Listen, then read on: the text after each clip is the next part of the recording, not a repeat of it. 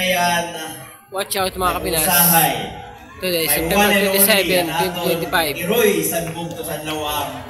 Barangay Night, Mayor Lawang Charlie Northern Summer. Ong Chuan. Pag nauli ni sa balay, o niyang gobernador.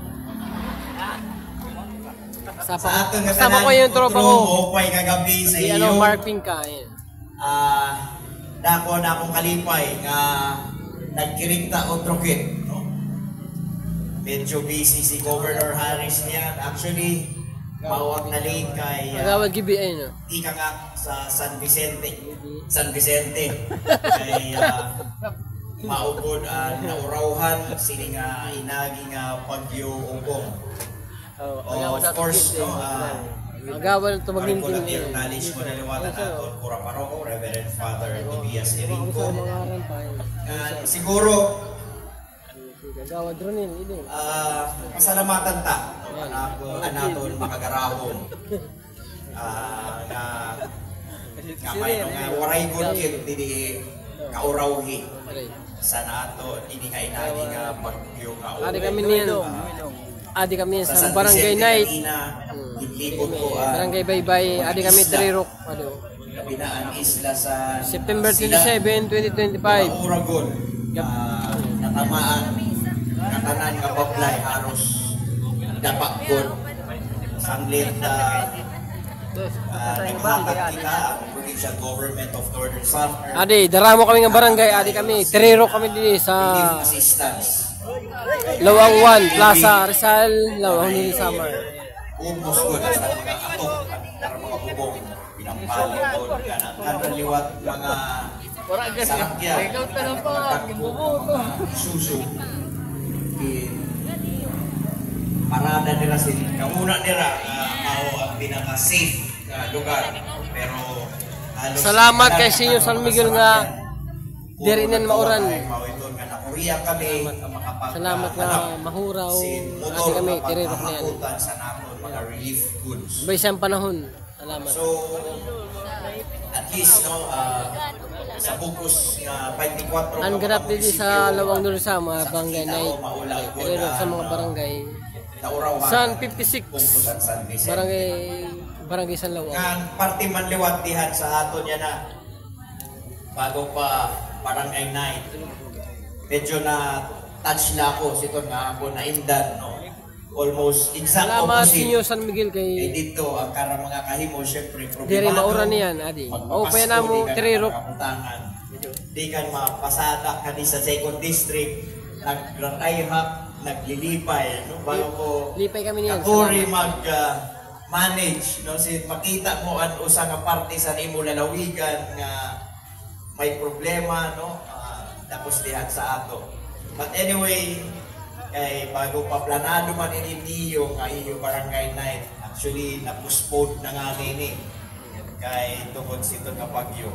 Pero ako la, siguro ipapabot sa iyo ang akong pagpasalamat sa iyo suporta sa naton local government unit, of course sa pamumuno sa naton Mayor Charlene.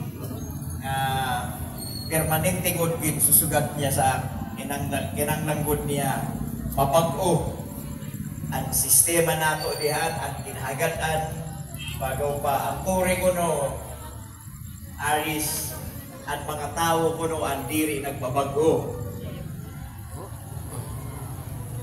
Tama pa ito? Nawara nagtingog. Bago pa bisan nano nga karuyag sa naton mga local government officials pagpag-uhod kinanglan apikam siton ayaw niyo paglaumila ang naton mga opisyalis ang naton barangay officials kinanglan kada tag sa ato magpag-uliwan no? Kay Makuri para nakikita naman niyo ang naton kabutangan no? Bisan ko nano karuyag sa naton mga nanunungkulan sa gobyerno pag diri suportado niyo diri tayo mahinanabo. Isap na kumagaw pa kada simana magpag-ukit mayor pero kung kamo an iya ton mga nahigan-an diri nato pag-uhon, diri talaga kit pagbabago. So inay anakula is number 1, disiplina. Mo ito na danay agsog wala sa ato ang disiplina. Na dapat dili nagamunta kit pagbinantayan kay mga arong nakit. Ano? So, buligin na lang naton ang aton local government unit kay ini asahan niyo no na kumo iyo yan ang gobernador dako anakon mahibubulig siniya na nga aton yan na nakikita nga political stability dihan sa naton lalawigan. Gan utrohon ko ang aton mga barangay officials ayaw nato pagpapayi gihapon ang aton SGLGB no bisan kon may lakit regional assessment kinahanglan padayon na naton pagkurubling no na makukuha nato ito kung nakaya sa iba nga mga barangay adton mga waray pa makakuha sa SGLGB no nakikita ko kakayanan ito niyo ngan parte man liwat sa naton mga request nga mga proyekto sa naton mga kapital alsa daw sa kamutan may pa mga pending David malakod si JC may notice peace out.